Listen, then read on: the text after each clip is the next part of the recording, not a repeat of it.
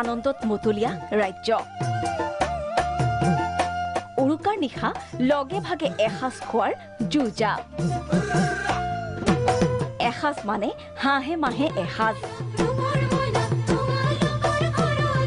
বজাৰতো বিক্ৰেতাৰ মূৰ দাঙিবৰ সময় নাই মাছ বুলিলেই যেন ধপলিয়াই গ্ৰাহক আহে উজান বজাৰলৈ চালি চকু চাট মাৰি ধৰা দৃশ্য চিতল ৰৌ ভকুৱা আৰি কি কিনিব হেতা ওপৰা গ্ৰাহকৰ চাওক ভকুৱা 30 কেজিৰ পৰা 40 কেজি ওজন চিতল 25 কেজি 30 কেজি ওজনৰ দৰো অন্য দিনতকৈ দুগুণে বৃদ্ধি পাইছে পুৱাৰ পৰাই আমাৰ সাংবাদিক বিতুপন বৰা আৰু ভাস্কৰ জ্যোতি উজান বজাৰ ঘাটত ব্যস্ত বাতৰি সংগ্ৰহত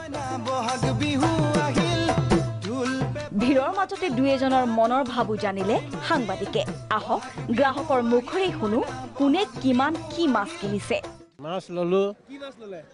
মই ভকুৱা লৈছো আৰু চিতল লৈছো তাৰ পিছত ৰাতি আমাৰ যেটো ভোগালী বিহুৰ যেটো পৰম্পৰা এই পৰম্পৰা মতে জুই ধৰি মাছৰ লগতে বেঙেনা আলু পিটিকা কৰি এনেকৈ খাম বুলি ভাবিছো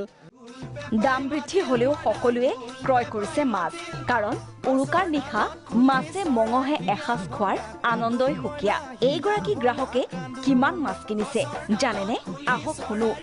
কিমান টকাৰ মাছ লৈছে প্ৰায় আজি 2 লাখৰ ওপৰত যাব 2 লাখৰ ওপৰত যাব মাছ হয় ঠিকই শুনিছে